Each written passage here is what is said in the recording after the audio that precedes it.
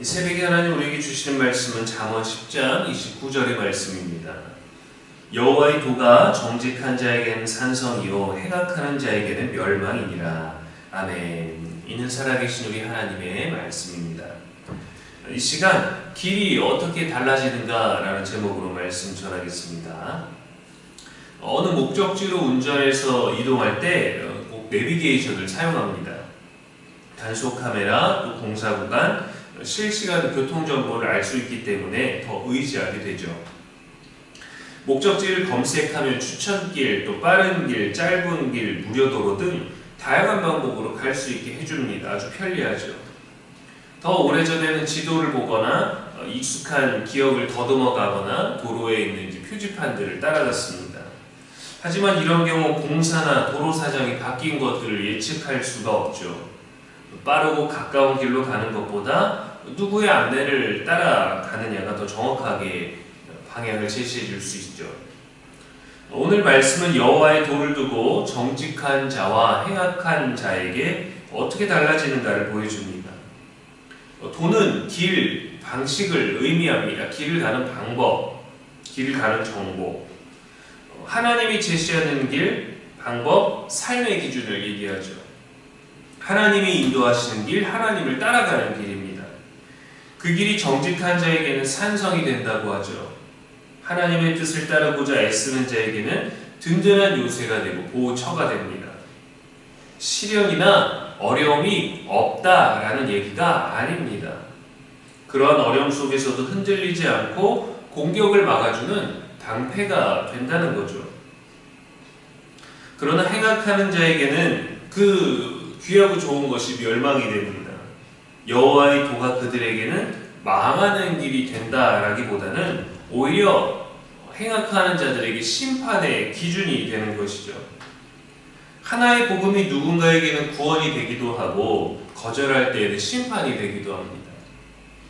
요한복음 12장 48절에 나를 저버리고 내 말을 받지 아니하는 자를 심판할 이가 있으니 곧 내가 한 그 말이 마지막 날에 그를 심판하리라 하셨어요.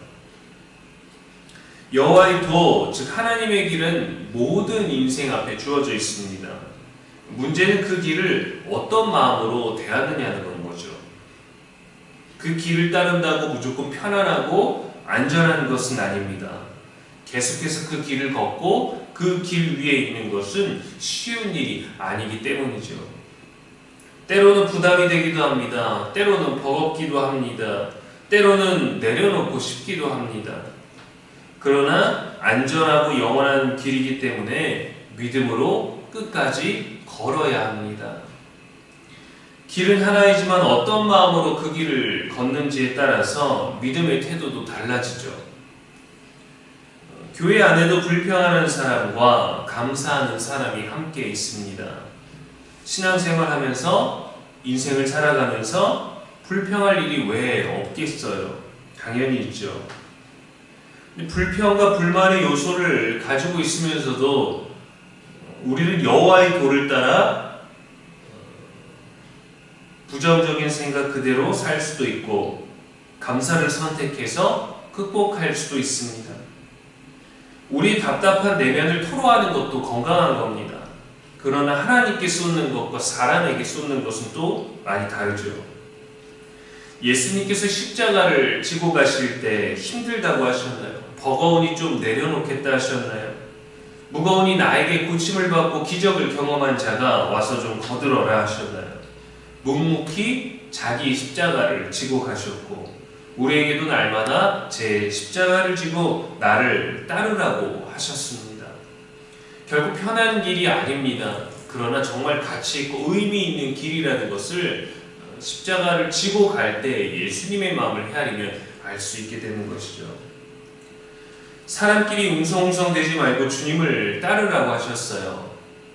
그것은 주님께 쏟아놓으라는 겁니다. 그래야 그분 안에서 진정한 쉼을 누릴 수 있기 때문입니다. 노아의 방주는 하나님의 도를 상징합니다. 하나님을 따르는 자들이 가는 길이 바로 방주예요. 당연히 그 길을 가야 하지만 노아의 가족을 제외하고 그 어느 누구도 그 길을 가지 않았습니다. 살아남은 자가 있었습니까? 없었습니다. 여호와의 도를 따르지 않았던 그 자체가 심판이 되어버렸어요.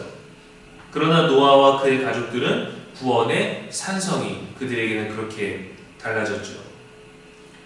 같은 하나님의 길이 누군가에게는 구원이 되었고 누군가에게는 멸망이 되었고 또 심판의 기준이 되었습니다.